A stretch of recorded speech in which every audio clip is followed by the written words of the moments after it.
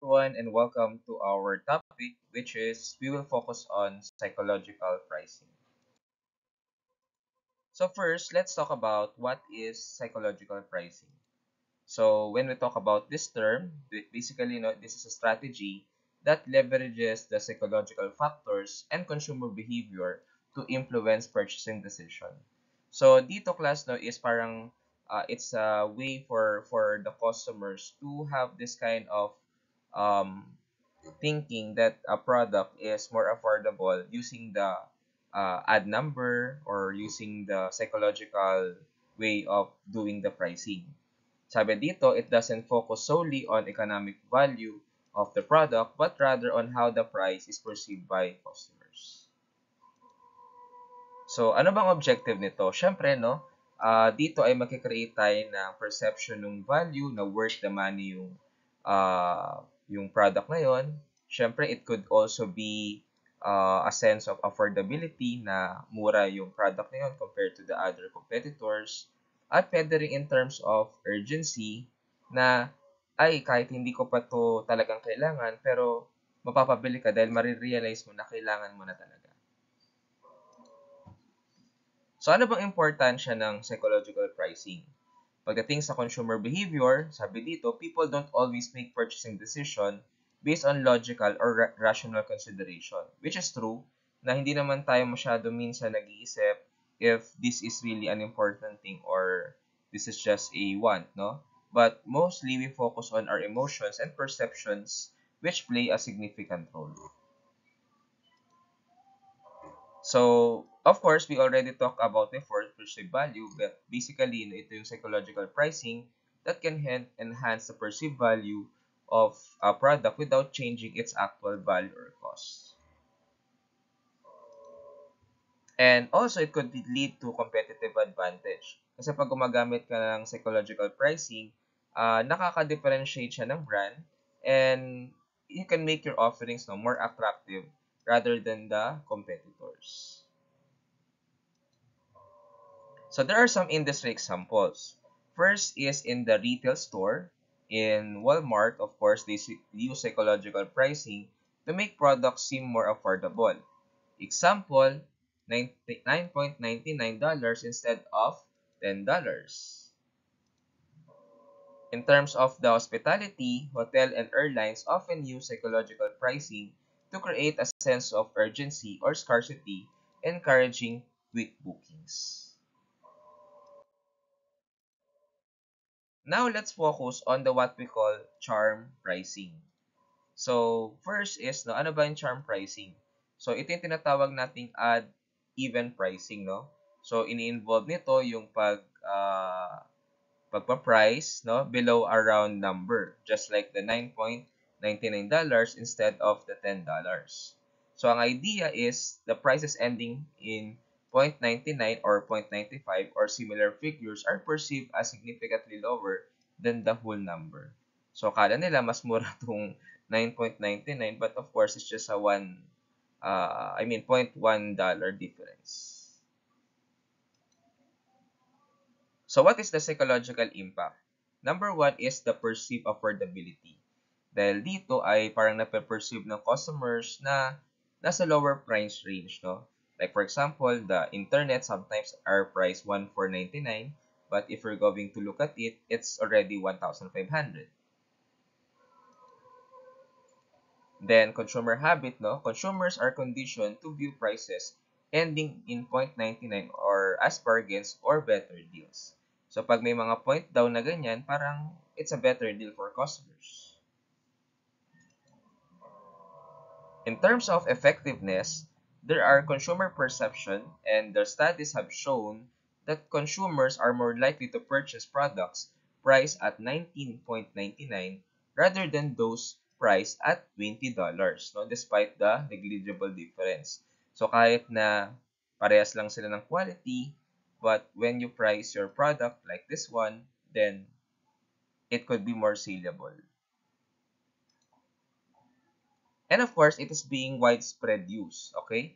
The pricing strategy is ubiquitous in retail, especially in discount stores, online marketplaces, and supermarkets. So there are some case study here where in Little Giants, no, like the Walmart, is targeting used charm pricing extensively to make their products appear more affordable and to encourage impulse buying. And in the e-commerce, no, online retailers like Amazon use charm pricing on many products to drive sales, particularly during the promotional events like the Black Friday. So kitang-kita natin sa mga retail giants and even e-commerce, gamit na gamit ang odd-even pricing or charm pricing. Next is the what we call price anchoring. So first, let's define what is price anchoring. Ito yung strategy where an initial high price, the anchor, is set to make subsequent lower prices seem more attractive. The anchor price sets a reference point in the customer's mind and making other prices appear more reasonable by comparison. So dito is, yun nga, no, parang nagsiset tayo ng different prices kung saan pwedeng yung isang price, no, could be assume or can be perceived by the customers as a more worth price, no, than the others. So ano ba yung psychological impact nito? First is the perceived deal. Customer believe they are getting better deal when the current price is lower than the anchor price. Definitely. And of course, no, there is a value perception na yung anchor price can influence how much value customers perceive in the product. So dahil nga dun sa isang anchor, no, na price, no, parang nabibigyan ng emphasis yung isang price, no, of the product. So what are the applications in pricing? First is in terms of discounts and sales. So yung retailers often show the original price along the discounted price, 'di ba? Using the original price as the anchor. Na ito yung original price, tapos ito yung discounted price. So parang ikaw, once you see that, no, you're getting, no, worth your money. And of course, there is what we call premium product lines, no? Companies may introduce a high price premium version of a product to make the standard version appear more affordable. So minsan, no, nagpa-price sila ng premium para nang sa ganon, yung standard version ay mas okay to, no? Parang mas mura. Examples, no, are the following. In electronics, no, retail, a television originally priced at $1,200 but marked down $899 uses the $1,200 as an anchor, making the $899 price seem to like a great deal. In the automotive sales, there are car dealership often display a fully loaded model with all features at a high price to make the base model seem like a bargain.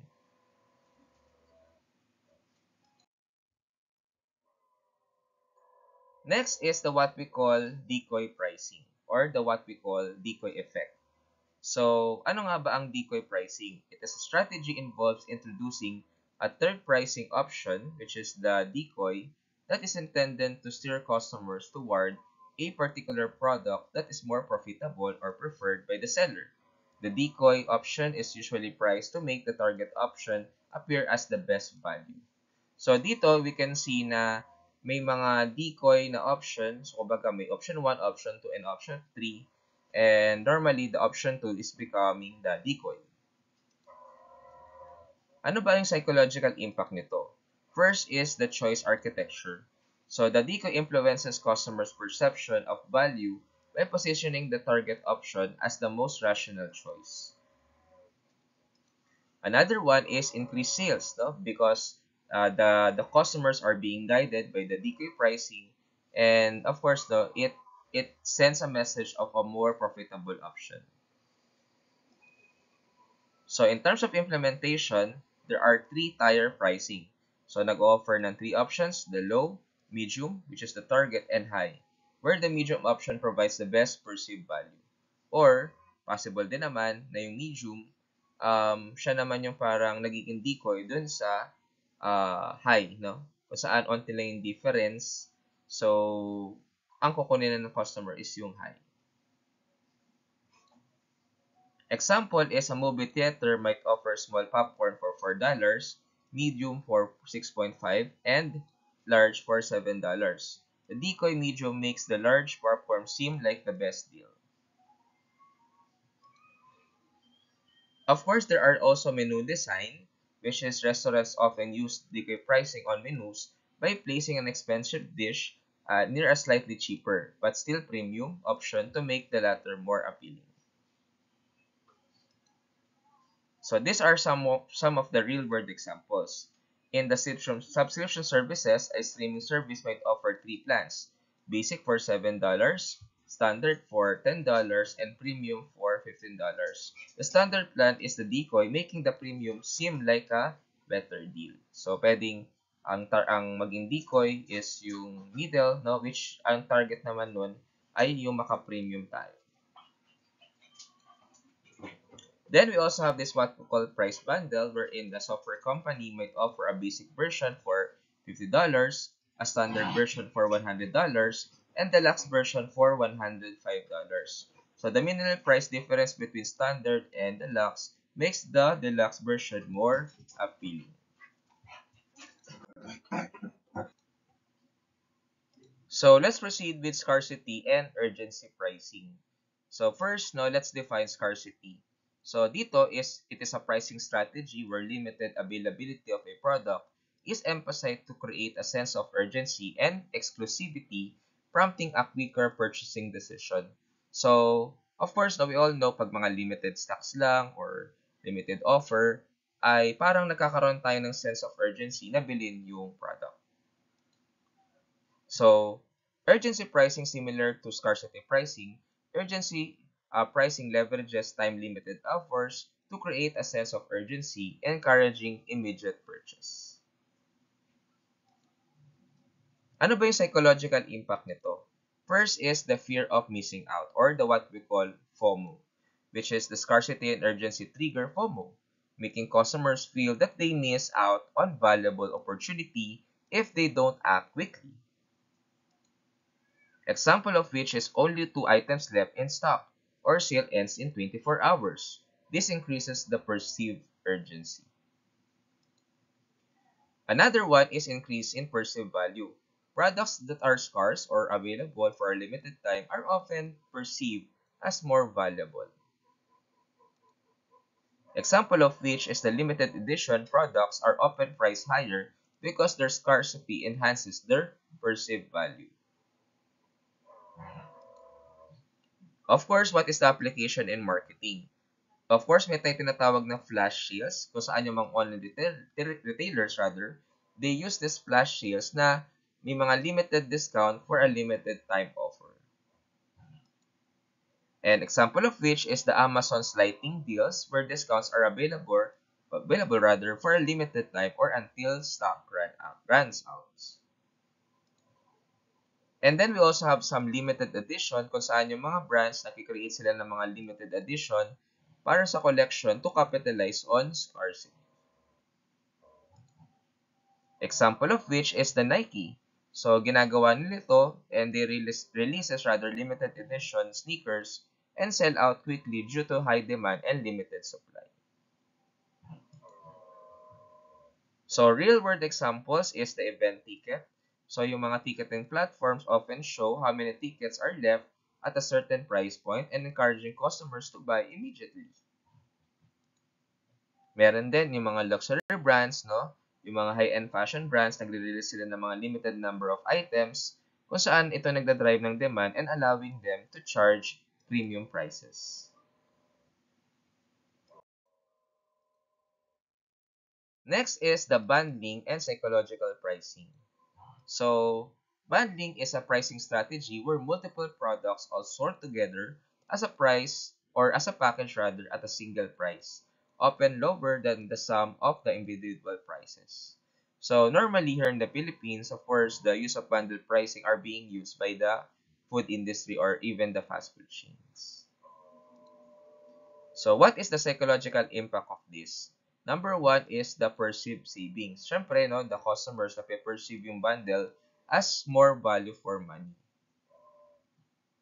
Another one is convenience. Of course, no, it simplifies decision making because nandun na lahat ng kailangan mo. You don't need to buy one at a time, so you just need to buy the bundle. And there are types of bundling. First is the pure bundling, wherein products are only available as part of a bundle. Example of which is cable TV packages that include multiple channels for a single price. Next is the mixed bundling. So customers can choose to buy the bundle or individual products separately. Example of which is the fast food combos. And what is the effectiveness of bundling? So dito is nagkakaroon tayo ng cross-selling opportunities. So yung bundling allows companies to introduce customers to new or even complementary products. An example of which is software companies often bundle main products with additional tools or services. And definitely, no, it will increase sales volume because bundles can encourage customers to buy more than they initially intended.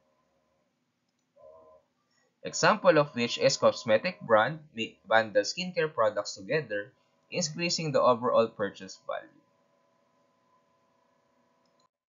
Now let's proceed with the last part, which is the framing effect in pricing.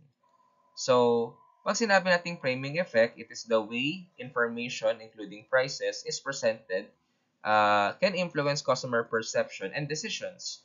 The same price or product can be viewed differently depending on how it's framed.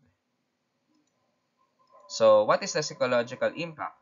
We have this positive and negative framing. So, the price frame as discount, save $10, can be more effective than the same price frame as base price, $50 after 10 $10 discount.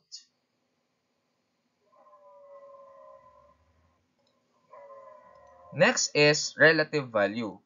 Dito naman, we are presenting option in a way that highlights the relative value or savings can influence customer choices. Examples of framing techniques is the what we call discount framing. Buy one, get one free is often more appealing than the 50% when you buy two, even though the total financial outcome is the same. Examples is retailers often highlight the amount saved, like save $50 rather than the final price to emphasize value. Next is the bundle pricing, bundle framing rather. Bundles can be framed as a special offer or limited time deal to increase perceived value. Example of which is get $150 worth of products for just $99, makes the bundle appear as significant value proposition. So what is the applications in marketing? So we have this price comparisons wherein retailers often display the regular price alongside the discounted price to emphasize the deal. Example of which is online stores often show the original price increase show the original price cross out next to the sale price to highlight savings. So there are also strategies like subscription services wherein services like Netflix or Spotify use monthly or yearly pricing framing to encourage customers to opt for the long-term commitments by highlighting the savings. Kung saan, pag yearly daw, mas magiging maliit, no? Kung i-compute natin kumpara sa monthly.